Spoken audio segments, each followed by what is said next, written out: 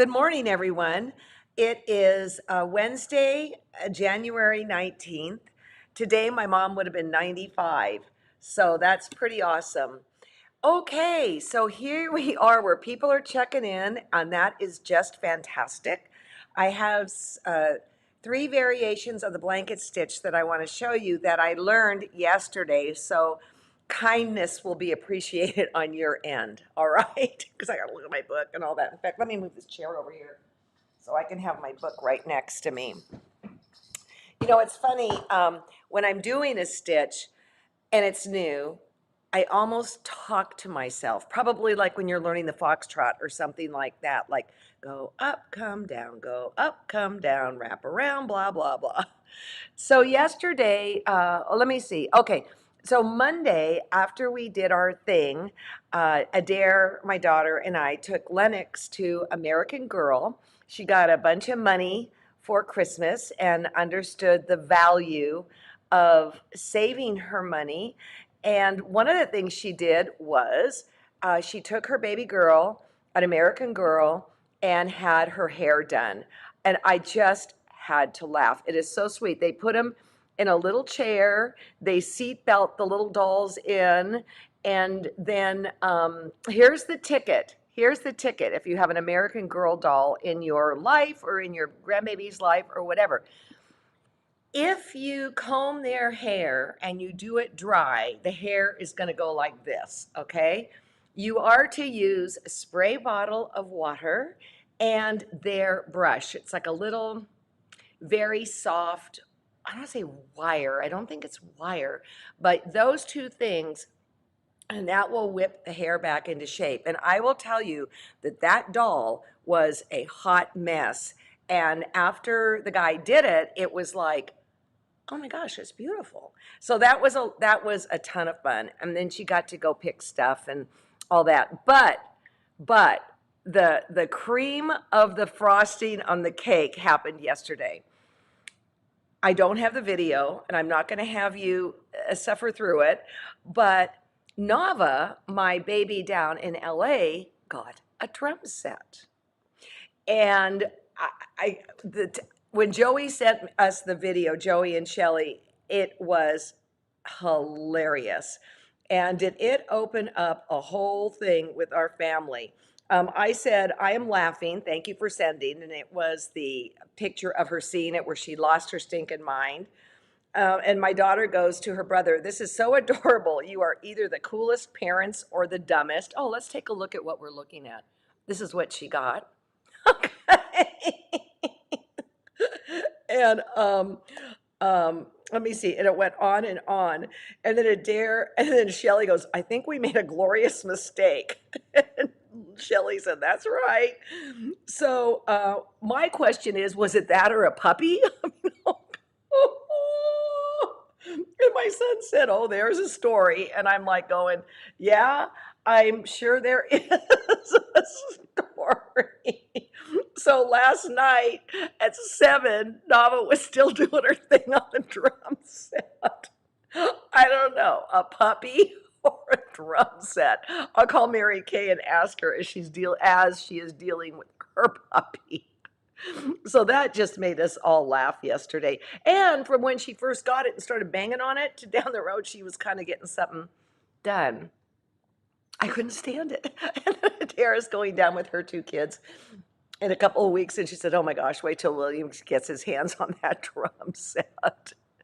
So here we go. Oh, there's little Nava. Oh gosh. So you have been sending me pictures, and I've been finding them on the forum. And this is from Catherine, and she finally finished her paper piecing quilt. Hey, Catherine, it was worth the wait. I adore this set. I wish I had thought of it. I think it is spectacular. And I love the way you did a couple things on the border. Okay, first of all, everybody note how here and there she threw in some surprises, and that would be the polka dot background, but also the way it works itself around the quilt. I think it is just spectacular. Also, if you go to the upper baskets on the left and the right, how she cheated them in by size by putting in the spacers. as well as the bottom pinwheels, what are those things? Not pinwheels, kaleidoscopes. So this is spectacular. I would not have thought of setting the New York Beauties as a circle, and you did, and it is spectacular. So Catherine, thank you so much for sending that along. This is Linda, and Linda's 106-year-old mother, I believe, or grandma, I don't know, passed, and she got the hankies passed on to her. And you know, I'm kind of a Cindy Needham hanky freak. And that bottom right yellow, I'm glad it's on the jacket because I would maybe want that. There's the front, and there's the back. And I'm going to say something. I'm drawing a blank, but we did a show on cutting up quilts and putting things in garments rather than putting them in a shelf somewhere where no one's going to see them. And I realize this is a super controversial subject matter, but think of all the people that are going to enjoy her wearing this jacket and seeing her grandma's treasures. So, I mean, you can easily argue this both ways, but yeah, I know that Kristen went and made herself a wonderful coat. Remember when we did the interview here? I mean, it was spectacular. Okay, and then Rhonda said something interesting, and I threw it in here. I got to get something else here because I don't want to forget this. I threw it in here. She said she noted that I am stitching away from myself a lot. And I don't know if that's because I'm a left-hander. Maybe you guys have some thoughts on that. But also when I'm quilting, I don't quilt with my middle finger. I quilt with my pointer finger with my thimble on it, hand quilting, and my thumb. And my thumb is my preferred method. So I don't know if it's tied into that. So if you have any comments here about that, I think this might be kind of interesting. Diana just said, since you're left-handed, you may want to check out Ariane Zerker on YouTube. She's also a lefty and does a pretty good job of visually teaching stitches. Thank you. I'm getting my information that I'm carrying on to you from all over the planet. And I might in one book understand, and in another book not understand. Oh, Kyla. Kyla goes, you know, sometimes I say, I don't like you yet when I'm working on a project. She decided to do hearts, and she said, kind of, I don't like you yet, but I'm going to keep filling in. Hey, Kyla, if you don't like you that bit, this heart, send it to me. I think it is spectacular. And it kind of makes me think, what would a whole series of this or another silk panel be with hearts? But also, guys, look at that center heart and how I think it's called a little back stitch, which I adore. And then she wove on both sides. So it kind of embeds that yellow, orange, pink, whatever that color is in the center of that heart with the green around the outside. And if I don't know what thread to put with another color, I often go to my color wheel and then just look across, and then that's its match. And it looks as if that's what you did there, Kyla. You kind of used the reds and then you went to the greens, and that will always work. Okay, then we have, let me move this down a little bit. Shaylin,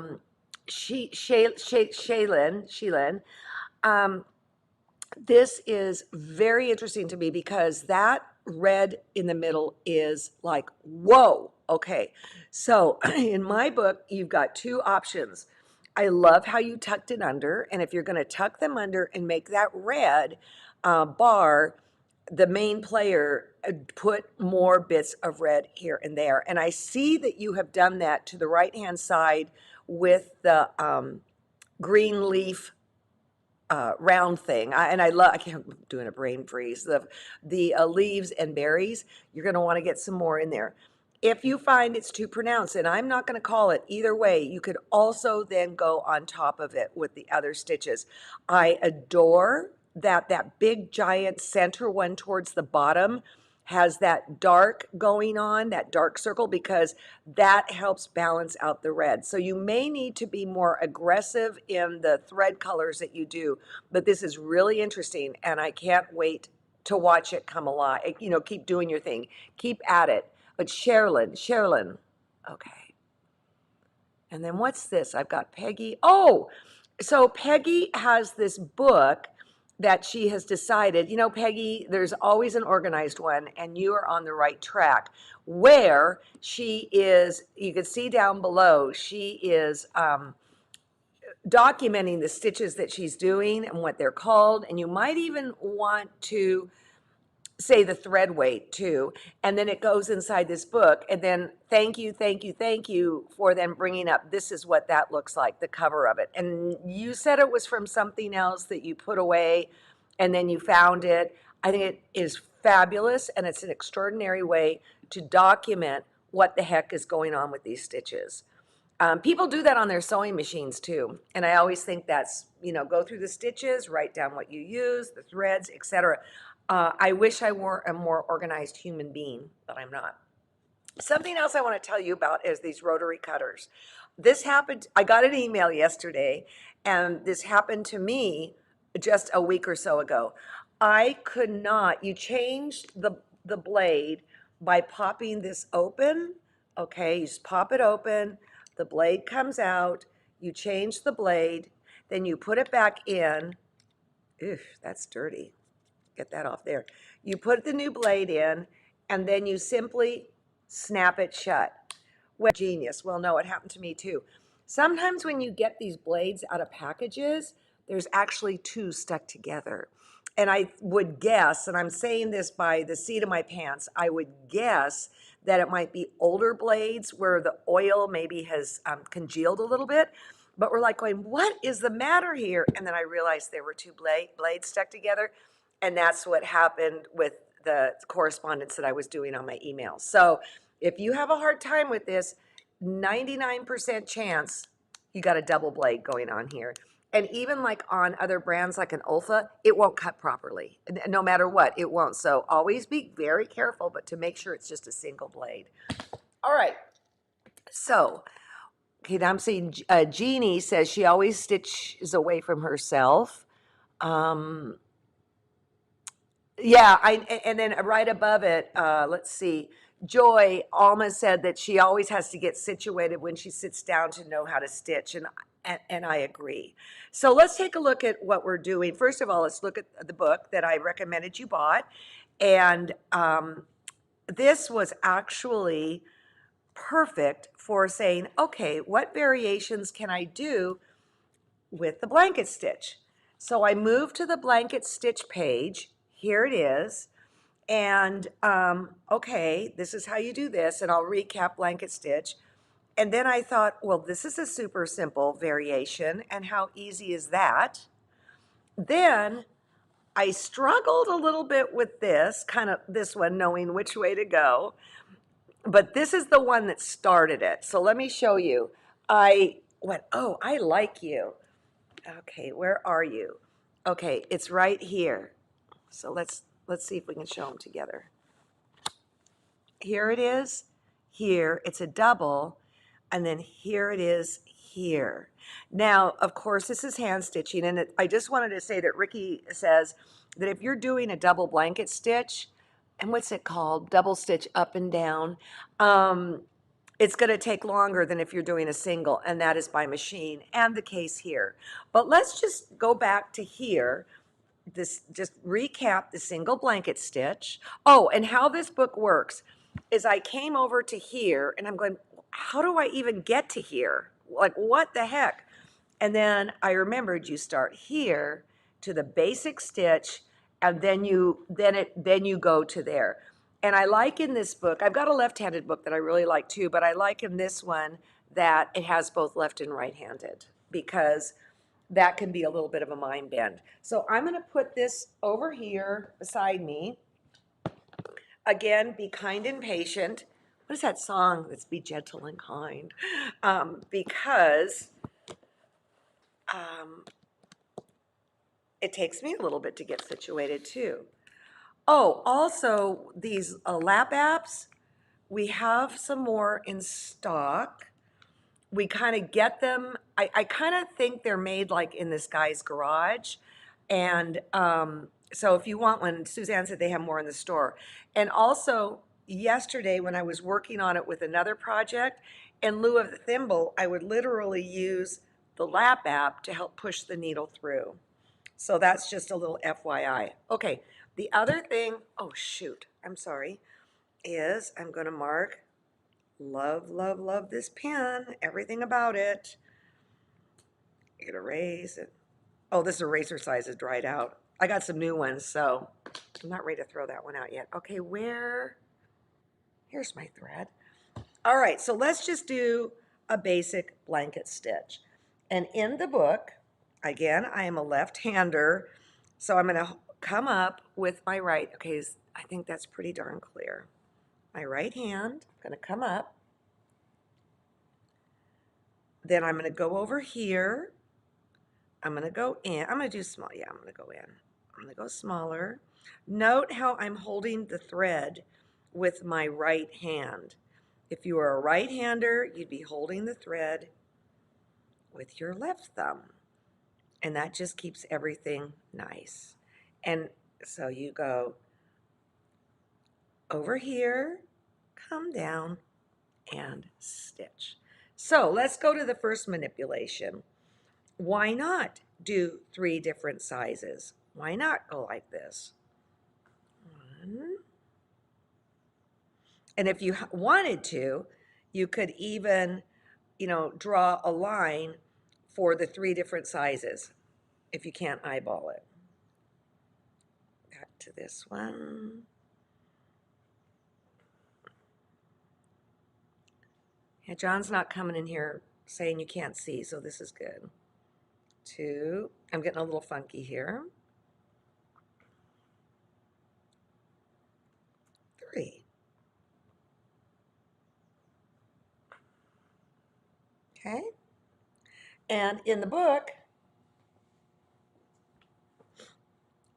they've got all different ones. I mean, you could do short, tall, short, short, long, short, long, short. I'm kind of doing this one. Short, medium. So you've got all these things going on here. So then they're calling this the blanket stitch zipper, where you go on both sides. This was the one that was hardest for me. Okay. So I've gone on this side. I've gone up this way. Now I'm going to go this way. Oh, look, I am pushing away from myself. And up this way. I'm not even sure if I like this stitch.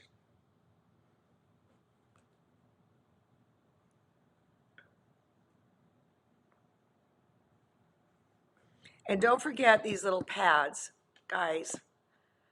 Don't forget these little pads that you can put on your thumb if it starts to get weary, or your finger, or whatever it is. But basically, I'm just jumping on both sides of the street.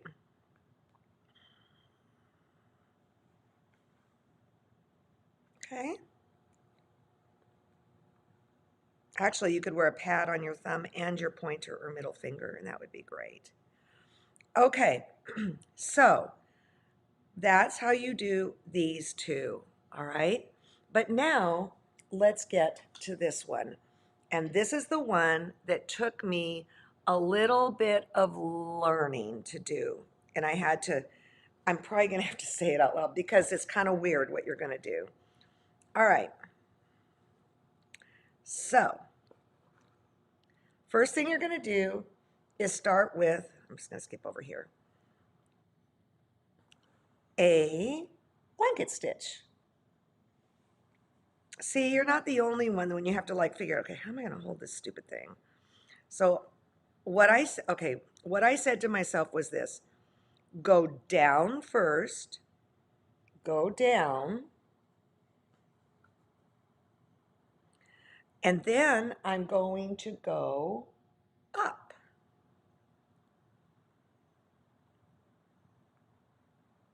Okay. Watch this. Oof, I don't like it when it gets all tangled up like that. Now this is, okay, see how it's coming up?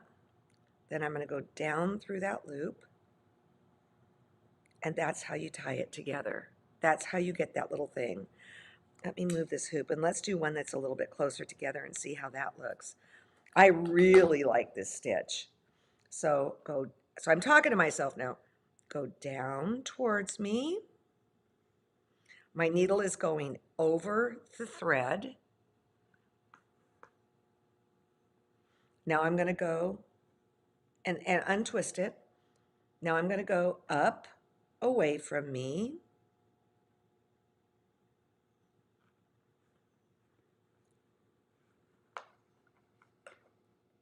Look at that little loop there. See the little loop?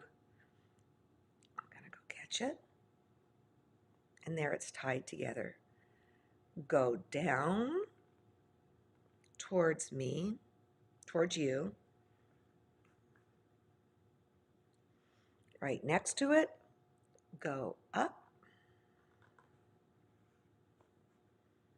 Pay attention to that little circle. Catch it.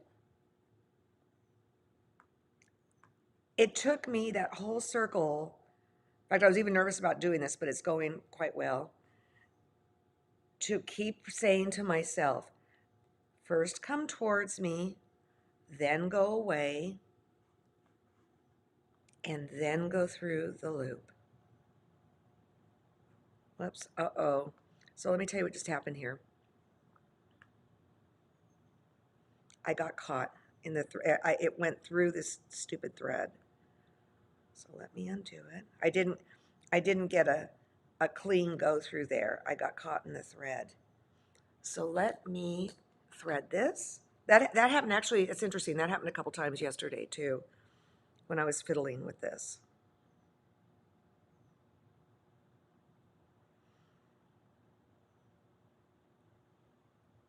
Okay, go through.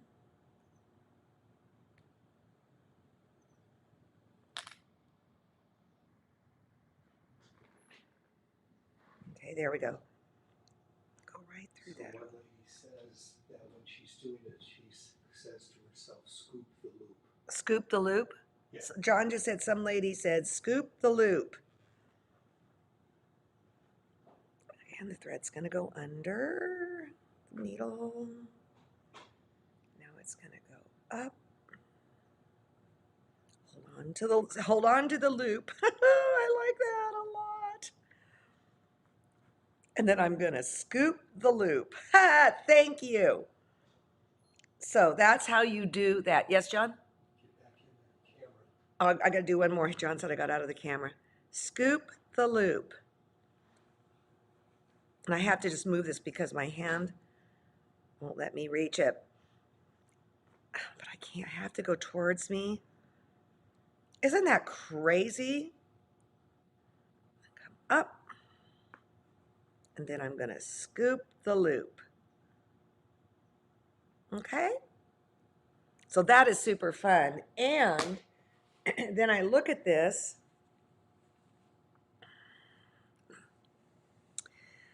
Am I going to put dots, French knots? What am I going to do? What am I going to do? I do not know.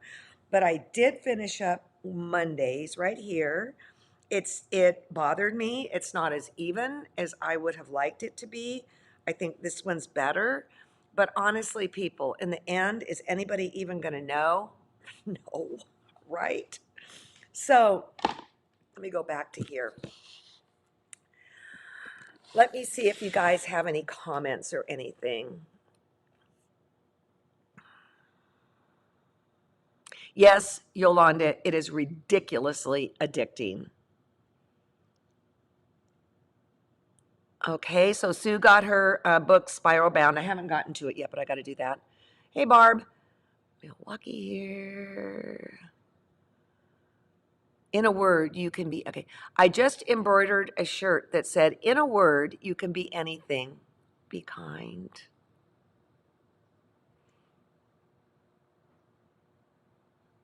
Okay, the blanket, Pat's saying the blanket stitch zipper is similar on the sewing machine that she uses for applique.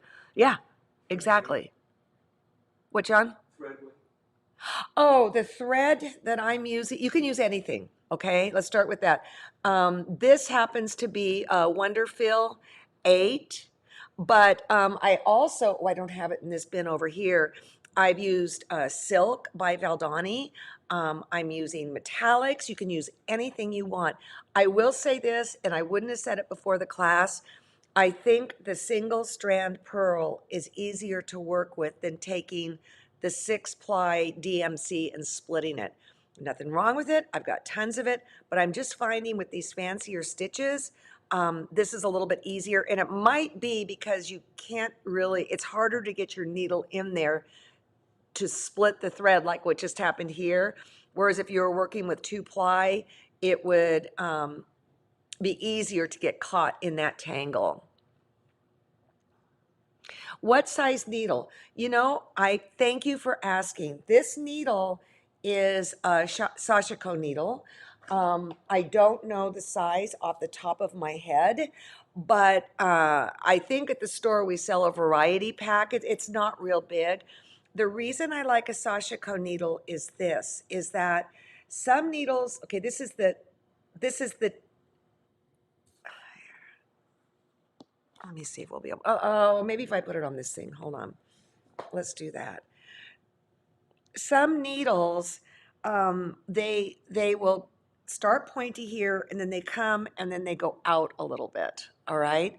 Sashikos are pretty much the same, which would tell me this is probably a Sashiko.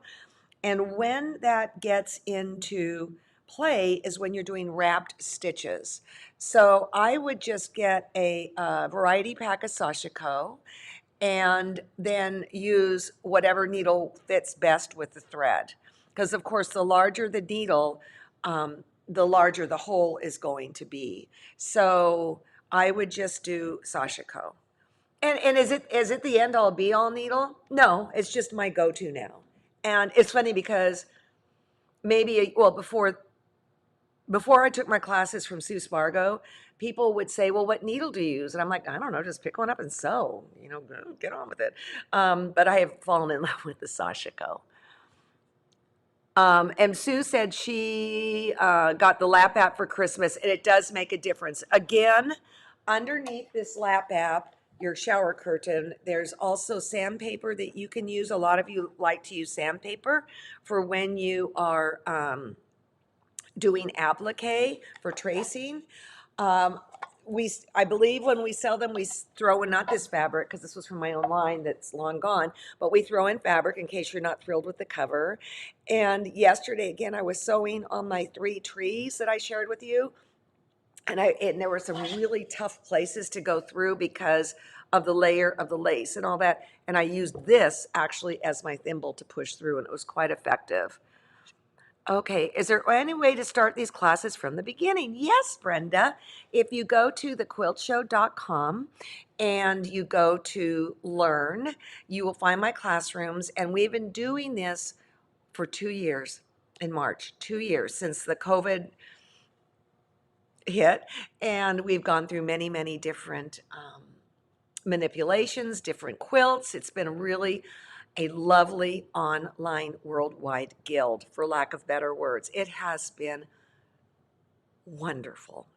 And people, I get letters saying, you helped me get through. Guys, I've told you a million times and I don't blow smoke. You got me through. Okay.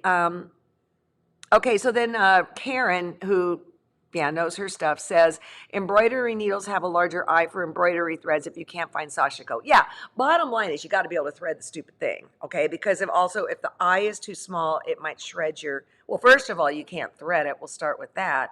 And then it might shred the thread, especially if you're getting into metallics and things like that. Are there any suggestions for getting more comfortable using a thimble? Linda, that's a great question. When I quilt, hand quilt, absolutely 100% wear a thimble all the time. Can't live without it. I push with my pointer and I push with my thumb. I don't like doing embroidery with a thimble. It's clunky to me. And that's why I like these stupid little dots that you can just put on the end of your finger. And it's fabulous for embroidery. I'm fairly sure we have these in the store.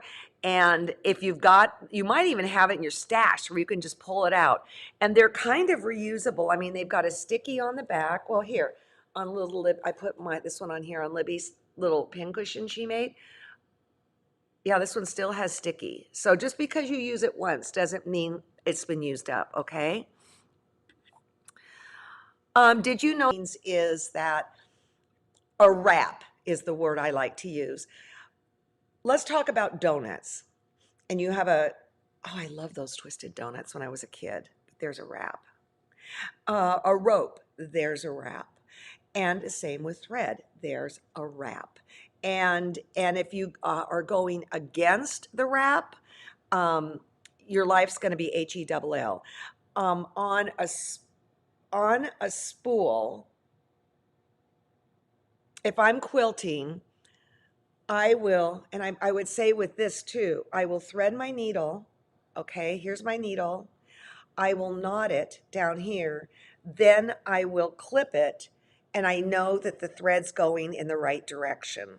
And you'll know it's not if it starts getting just boogery on you. Okay? Okay, I can't help you with what's going on YouTube and all that, but these are here forever. Okay, so here's what we're going to do. On Friday, I caught Pokey at the end of Craft Napa, and you can talk to the maker herself on how she pulled it together and what the struggles were and what the highlights were and all of that. And this will give you the weekend and the end of the week and the weekend until next Monday. We can I'll learn another stitch and teach you. I'm having a ball doing this, and I'm trying to keep them fairly simple. If you want complicated, you go to Sue Spargo. Okay. All right. All right. All right. Have a great day. I have another surprise interview that I'm going to record in a half hour. I really look forward to meeting this gal. I've heard nothing but absolutely lovely things about her, so you'll have to stay tuned on that. So have a great day.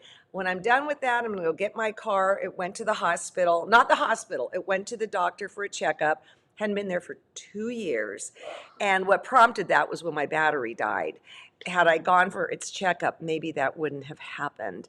And it was funny because the car guy said, well, most people, it's a hybrid, okay? And it was the front battery that went out.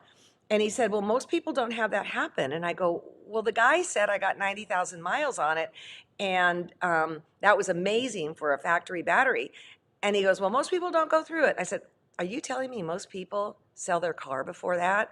And he goes, yeah, I'm not selling mine. I love my car. I love everything about it. So, okay. I will see you guys later. Stay warm. Oh, Joan, hi. Stay warm and don't behave. We're too old to have to behave. That's what I'm coming to right now. And Mom, happy birthday. You were a great inspiration to many. Bye-bye.